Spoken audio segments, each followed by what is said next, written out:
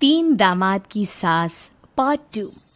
अब तक आपने सुना कि कावेरी जी अपनी तीनों बेटियों ईशा, मोहिनी और सुहाना की शादी तीन घर जमाई लड़कों के साथ करवा देती है। उन्हें लगता है कि ये लड़के शायद घर का कामकाज संभाल लेंगे, लेकिन उनके तीनों घर जमाई बहुत आलसी थे। वो नौकरी भी नहीं करते थे और बाहर का काम भी नहीं। कावेरी जी ने अपनी बेटियों से कहा कि वो प्रेगनेंसी का बहाना बनाकर अपने पतियों को सबक सिखाए। अब सुनिए आगे। मम्मी, आपने जैसा कहा था हमने वैसा ही किया, लेकिन देखिए ना, विवेक का हाल तो वैसा का वैसा ही है। घर में ना सुबह का नाश्ता बनता है और ना खाना। नौकरी पर जाने की बात करूं तो खाने को दौड़ते हैं मुझे। हाँ मम्मी, मैंने भी सुमित को कितनी बार कहा कि अगर नौकरी नहीं करनी तो कोई छोटी सी दुकान ही खोल लो, घर का खर्चा कैसे चलेगा। देखो दोपहर के 12 बजने आए और जनाब अभी तक सो रहे हैं। हाँ मम्मी, ईशा और सुहाना ठीक कहती हैं। अविनाश का भी यही हाल है। जब मैंने अपनी प्रेगनेंसी के बारे में कहा तो मुझसे कहने लगा, अरे दूसरी लड़कियां तो 9-9 महीने तक नौकरी करती है, बस डिलीवरी के टाइम छुट्टी लेती है। मोहिनी, तुम भी नौकरी करो। अब मुझे कहाँ नौकरी मिलेगी। मम्मी बताओ अब मैं क्या करूँ। हे भगवान, क्या सोचकर घर जमाई दामाद लाई थी मैं कि मेरी बेटियां मेरे पास रहेंगी और खुश रहेंगी, लेकिन इन आलसी दामादों ने तो हमारी जिंदगी को भी प्रॉब्लम में डाल दिया है। मैं तो कहती हूँ मम्मी, हम लोग वापस अपनी जॉब पर जाना शुरू कर देते हैं। बता देते हैं इन लोगों को कि हमने प्रेगनेंसी का बहाना किया है। नहीं नहीं बेटा, ऐसी गलती भी मत करना। अगर तुमने ऐसा किया तो इन तीनों की आदत और ख़राब हो जाएगी। अरे आज नहीं तो कल कभी तो तुम प्रेग्नेंट होगी, तब वापस यही प्रॉब्लम आएगी। तब क्या करोगी तुम तीनों। हाँ मम्मी, आपकी बात तो बिल्कुल सही है। इन लोगों को तो सुधारना ही पड़ेगा। लेकिन कैसे? अपने बच्चों के आने की खबर सुनकर भी इन लोगों पर कोई असर नहीं हो रहा। पैसे कमाने के लिए घर से बाहर निकलना ही नहीं चाहते ये तीनों। अब मेरे दिमाग में एक प्लान आया है। तुम तीनों चिंता मत करो, उन तीनों को बुलाओ, फिर मैं बात करती हूँ।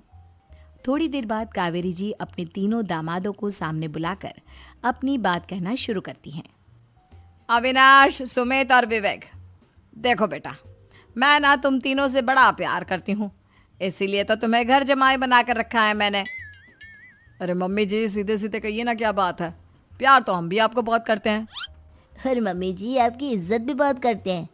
अरे भाई, आपके जैसी सास और कमाने वाली बीवी सबको मिलती है क्या? हाँ मम्मी, विवेक और सुमित ठीक कह रहे हैं। आपकी बेटी से शादी करके मेरी तो ज़िंदगी ही अच्छी हो गई है। जानती हूँ मैं, और ये भी जानती हूँ कि तुम तीनों अपने अपनी बीवियों से बहुत प्यार करते हो। बेटा, बात ऐसी है कि हमारे कुल गुरु ने कहा है कि प्रेग्नेंट होने के बाद मेरी तीनों बेटियां शुरू के 4 महीने हमारे गांव में जाकर रहेगी, जहां मेरे चाचा जी रहते हैं। अरे लेकिन क्यों मम्मी, गांव में जाकर रहने की क्या ज़रूरत है इन तीनों को। वो क्या है ना बेटा, हमारे परिवार को एक श्राप है। अगर मेरी बेटियों ने यहाँ पर बच्चा पैदा करने की कोशिश की तो उनके बच्चों को कुछ भी हो सकता है। इसलिए अब से लेकर 4 महीने पूरे होने तक इन्हें गांव वाले घर में रहना पड़ेगा। हाँ तो इसमें प्रॉब्लम क्या है मम्मी जी? हम भी वहाँ जाकर रहेंगे, पिकनिक मनाएंगे। अरे भाई, बीवी जहाँ हम भी वहाँ। हाँ यार, आइडिया तो बहुत अच्छा है। शहर की ज़िंदगी में रह रहकर परेशान हो चुके हैं, अब कुछ दिन गांव में बिताएंगे। तुम लोग समझने की कोशिश क्यों नहीं करते। तुम में से कोई भी वहाँ नहीं जा सकता, और मैं यहाँ रहूँगी ना तुम तीनों के साथ। 4 महीने की तो बात है, उसके बाद ये तीनों ही लौट कर आ जाएंगी। ठीक है मम्मी जी, अब हमारे बच्चों का सवाल है तो ये तो करना ही पड़ेगा।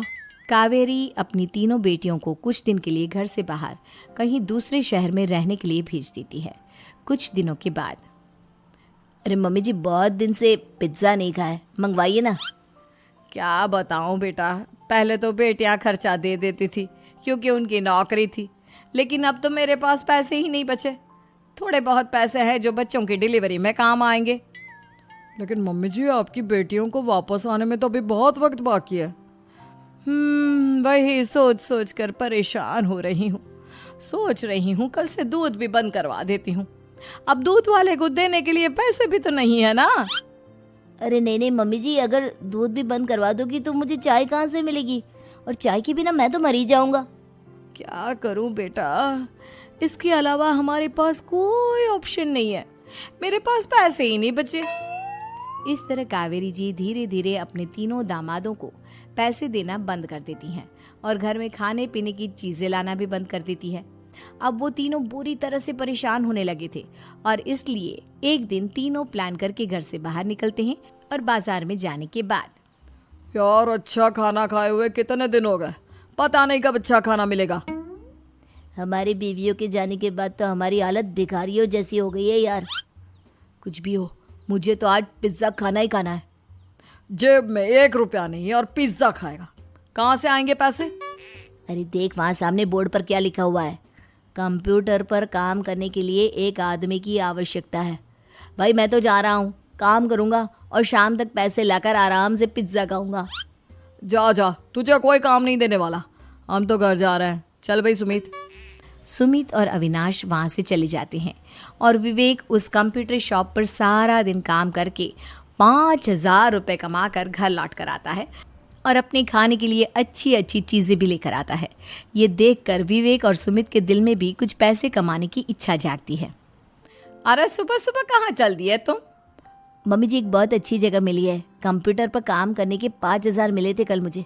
अगर रोज़ काम करूँगा तो पूरे 40,000 की तनख्वाह।